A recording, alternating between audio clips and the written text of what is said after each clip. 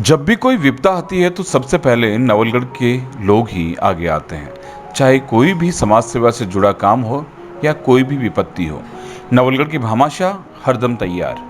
Corona काल में जिस प्रकार भामाशाहों ने नवलगढ़ के लोगों की मदद की, उसका कोई मुकाबला नहीं हो सकता। भोजन, ऑक्सीजन, दवाइयाँ और बहुत कुछ, लेकिन विपदाएं हैं कि पीछा ही नहीं छोड़ रही है। अब गौ माता को लंपी वायरस की बीमारी ने घेर लिया है, जिसके चलते हजारों गौ माताएं दम तोड़ रही हैं, जो किसानों व गोपालकों के लिए कोरोना से भी ज्यादा दर्द दे रही है। नवलगढ़ विधायक ने अपने फंड से 10 लाख रुपए दवाइयों के लिए दिए। वहीं गौ माता को बचाने के लिए नवलगढ़ के भामाशाह भी आगे आ रहे हैं।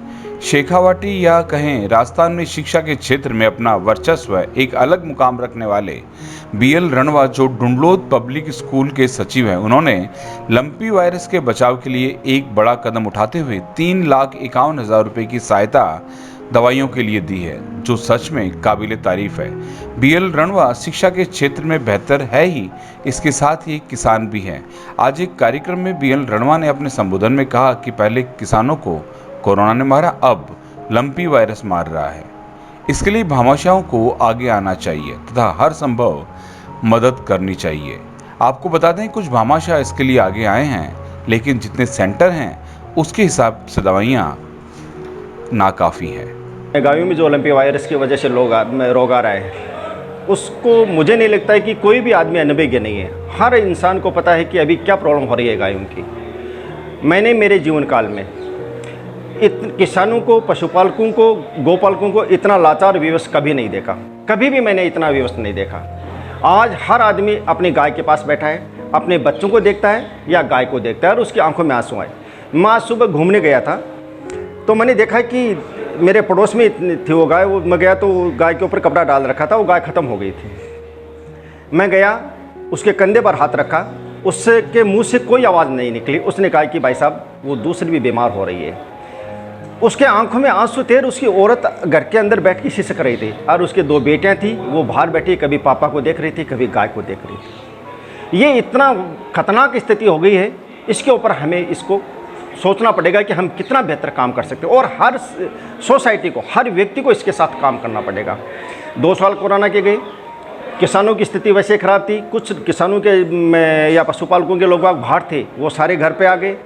छोटे मोटे काम थे वो सारे बंद हो गए।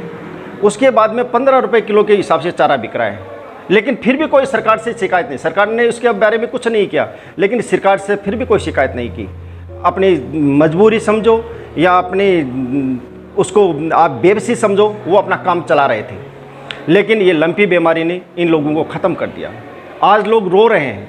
आज गायों के लिए, जिसको अपन गौ माता कह रहे हैं, उनके लिए तो वो खुद के इनके फील हो रही है कि हम इसके लिए क्या कर सकते हैं। आज कल मैं अपने पशुपालन मंत्री है, उनका स्टेटमेंट पढ़ रहा था। उन्होंने कहा कि ये वायरस में काफ़ी कंट्रोल आ गई है, लेकिन मुझे नहीं लगता ऐसा कंट्रोल आ रहा है और शायद आप लोगों को भी लग रहा है कि ऐसा कहाँ से कंट्रोल आ रहा है कि बीमारी कंट्रोल हो गई। आज 70-80% गायें बीमार हैं, काफ़ी गायें मर चुकी हैं। तो अब हम क्या करें इसके लिए? तो हमें 4-5 स्तर पर काम करना पड़ेगा। फर्स्ट, हमारे जो भी भामाशाह हैं, जो भी आर्थिक रूप से संपन्न व्यक्ति है, वो इसमें आगे आएँ, सहयोग दें।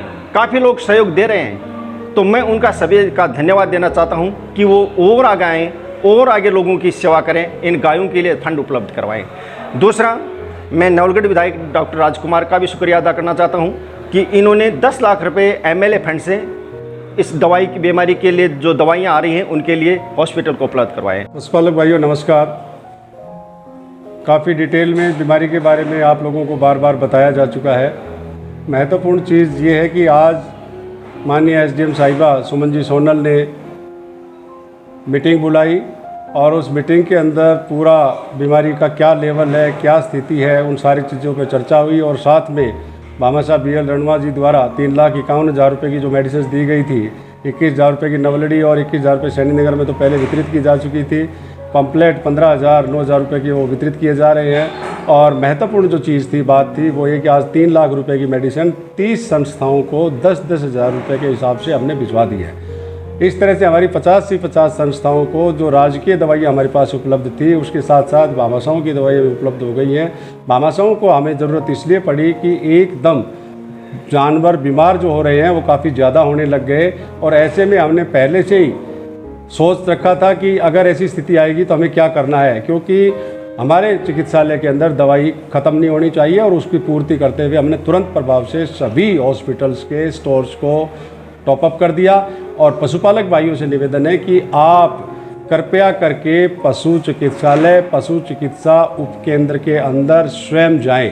फ़ोन के ऊपर आप विश्वास मत करें, फ़ोन पे आप ज़्यादा वार्तालाप ना करें। स्वयं जा कर के सारे लक्षण आप अपने जानवर को बताओ, जानवर कौन सी स्थिति में है। आज की इस मीटिंग के अंदर लाइन ऑफ ट्रीटमेंट, पहले 4 दिन अपने को क्या करना है, 4 से 14 दिन क्या करना है, किस तरह से जो सीरियस जानवर होते हैं उनकी छटनी कर रही है, किस तरह से ये अलग अलग ब्रीड में अलग अलग तरीके से घातक हो रहा है, इसके ऊपर अपने को चर्चा करनी है। तो ये सारी चर्चाएँ पूरी की पूरी 50 संस्थाओं के संस्था प्रभारी पधारे और उनको अच्छे से सारी की सारी बातें बताई।